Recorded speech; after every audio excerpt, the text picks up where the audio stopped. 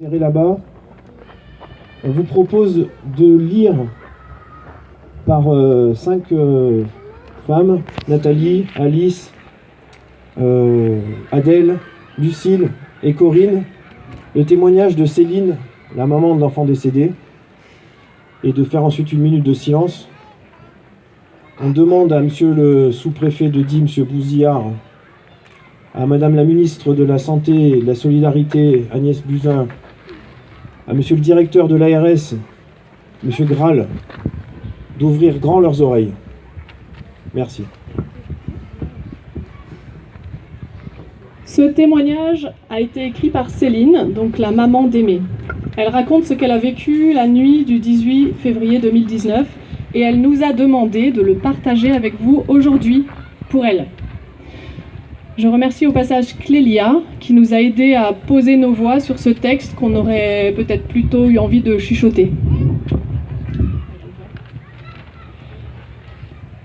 Témoignage de la naissance de mon fils, Aimé Martinez, écrit par Céline Guillemot le 24 février 2019. Je me trouvais chez moi, en compagnie de mon compagnon et nos 2 garçons âgés de 4 et 8 ans. C'était le soir du 18 février 2019. J'étais à la fin de mon 8e mois de grossesse. Je me suis soudainement sentie mal, prise de vertige et de crampes intestinales. Peu de temps après, l'hémorragie a commencé. Fabrice, mon compagnon, a aussitôt appelé les secours. Compte tenu de mes antécédents, nous devions avoir un dossier informatisé indiquant à l'équipe de secours de façon claire la nécessité d'agir d'urgence si des saignements se manifestaient. Nous doutons que le SAMU ait eu accès à ce dossier. Les pompiers sont arrivés. Ils ont fait état de ma situation. Je les ai sentis complètement démunis. Je leur ai expliqué que j'avais déjà vécu une hémorragie pour mon précédent accouchement, qu'il fallait aller très vite. C'est un décollement du placenta. Mon bébé ne sera plus oxygéné. S'il vous plaît, emmenez-moi. Mais il leur fallait attendre les consignes de leurs supérieurs pour agir. Enfin, ils m'ont installé et immobilisé sur un brancard. Et nous sommes partis pour l'hôpital de Die. Je continuais à saigner.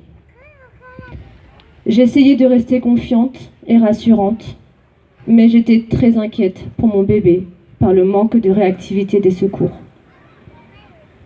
J'ai commencé à sentir les premières contractions.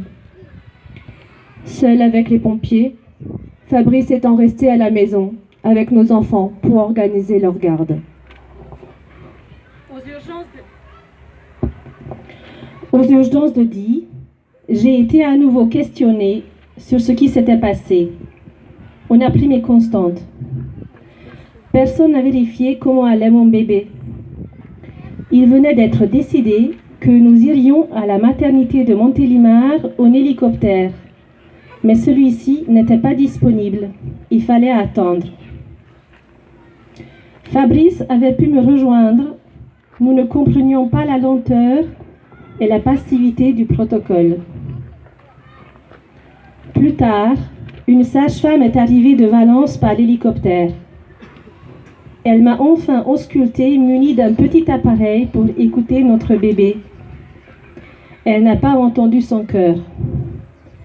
C'était la première personne qui s'occupait de notre enfant.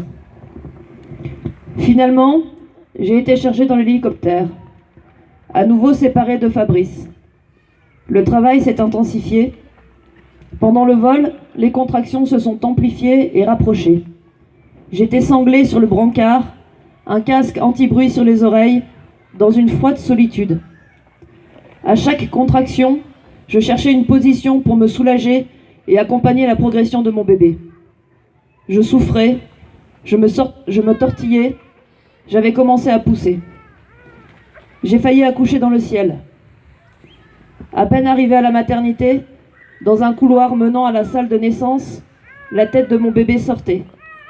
J'ai accouché d'un magnifique petit garçon mort-né. Après la délivrance, et malgré ma réticence, j'ai reçu une anesthésie générale pour que me soit évacué le sang restant et l'hématome créé par le décollement rétroplacentaire. À mon réveil, J'étais seule, désemparée, parachutée, horrifiée, perdue dans un cataclysme de souvenirs flous que je n'arrivais pas à réordonner. Le reste de la nuit, j'ai pu veiller mon bébé dans la paix et la douceur, rejointe plus tard par son papa. Nous avons savouré ces moments d'amour cruellement éphémères. Nous l'avons nommé Aimé. L'écriture de ce témoignage est bien douloureuse, mais j'espère qu'elle servira à dénoncer l'injustice et les conditions inhumaines dans lesquelles notre bébé n'a pas été secouru.